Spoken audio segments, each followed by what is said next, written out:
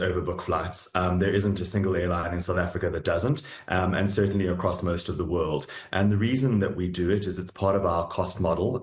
What we seek to do is achieve a little bit of what is called breakage, effectively, and that allows us to keep tickets down and prices a little bit lower than they would be if we weren't able to pursue this. It also gives us a little bit of leeway to be slightly more lenient in some of our policies. So by way of example, if a customer genuinely misses a flight and arrives just after the flight's departed because they say experience traffic, we then have a leniency in our policies to say, well, yes, the seat that we'd reserved for you has departed, but because we have the opportunity to have put somebody else into that seat, we'll allow a certain leniency to be able to put you onto the next flight without full financial penalties, as opposed to saying, sorry, you missed your flight, that's that. So part of the Consumer Protection Act is that you obviously need to be able to manage these sorts of processes very responsibly, and that is key to what we do. So it's all very much run through a proper statistical analysis, and actually realistically, very, very, very few people are ever impacted by this practice. So in our example, over the last 10 months,